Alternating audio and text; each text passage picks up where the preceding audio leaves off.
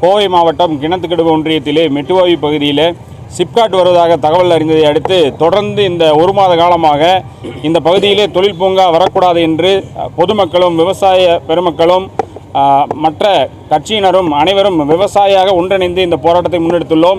இந்த பகுதியிலே சிப்காட் அமையப்பெருமாயின் மிகப்பெரிய சுற்றுச்சூழல் மாசு ஏற்படுத்தக்கூடிய இந்த செயல் இங்கே நடைபெறும். பார்த்திங்கன்னா பெருந்துறை ராணிப்பேட்டை எல்லாம் பார்த்திங்கன்னா இந்த சிப்காட்னால மிகப்பெரிய சுற்றுச்சூழல் மாசு ஏற்பட்டிருக்கு. இன்றைக்கி பெருந்துறையில் புற்றுநோயால் பாதிக்கப்பட்டவங்க தமிழ்நாட்டிலேயே நம்பர் 1 இடமா பெருந்துறை மாறிட்டு இருக்குது அப்படிங்கிறது எல்லாத்துக்குமே தெரியும். ஆகவே போதுமான தொழிற்சாலைகள் தொழில் பூங்காக்கள் இன்றைக்கி தமிழ்நாட்டில் இருக்குது. அதை விடுத்து இன்றைக்கி மீண்டும் ஏன் இந்த மெட்டுவாய் பகுதியில் தொழில் பூங்காவை அமைக்க போகிறாங்க அப்படிங்கிற ஒரு மிகப்பெரிய கேள்விக்குறி இருக்குது. இதை முன்வைத்து இன்று மாவட்ட ஆட்சியரிடம் மனு கொடுத்தோம். அவரும் இந்த பகுதியிலே உறுதியாக சிப்காட் வராது என்று கூறியுள்ளார். அதனை அடுத்து இன்று இந்த மனு கொடுக்கும் இயக்கத்தை முடித்துவிட்டு அடுத்த கட்டமாக எந்த வகையான போராட்ட முன்னெடுப்புகளை எடுக்க வேண்டும் என்பது குறித்து ஆலோசனை நடத்த உள்ளோம்.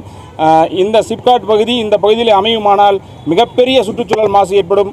அதனால் இந்த பகுதியில் சிப்காட் வரக்கூடாது என்பது ஒட்டுமொத்த விவசாயிகள் பொதுமக்களுடைய கோரிக்கை.